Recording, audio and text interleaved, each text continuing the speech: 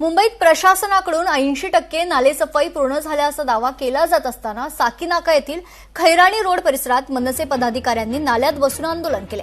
नालेसफाई अपूर्ण असल्याचा आरोप करत जोपर्यंत संपूर्ण साफसफाई होत नाही आणि अधिकारी पाहणीसाठी येत नाही तोपर्यंत नाल्यातून बाहेर येणार नसल्याचा इशारा मनसेचे विभाग अध्यक्ष महेंद्र भानुशाली यांनी दिला।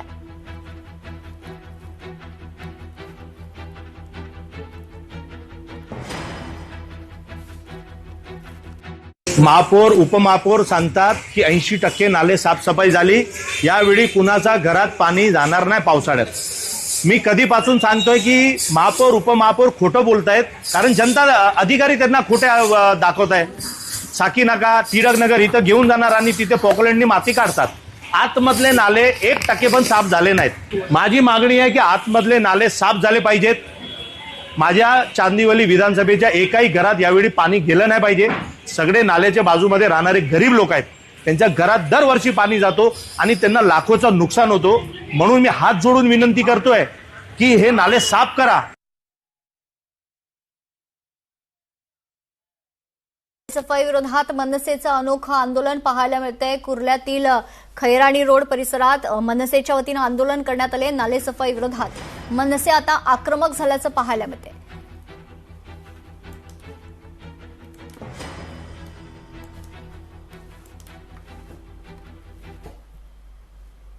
पुढच्या आणखी एक महत्त्वाच्या बातमीकडे, तुकाराम मुंढेंच्या भेसळमुक्त मोहिमेला अनोखा पाठिंबा पाहायला मिळतोय।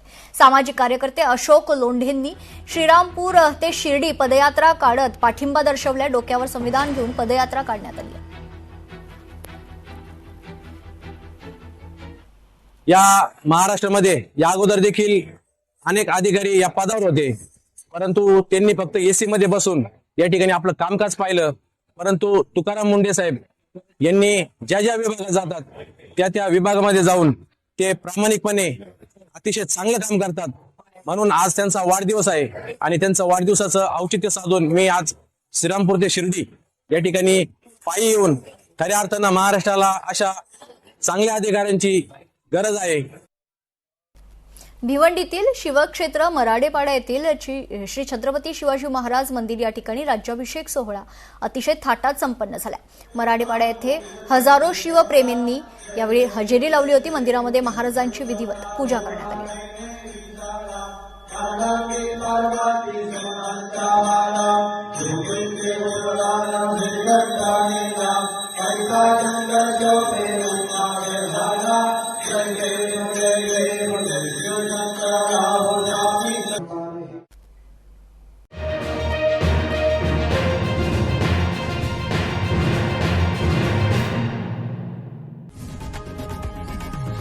लोकशाही मराठी ऐका, पहा, जागरूक रहा।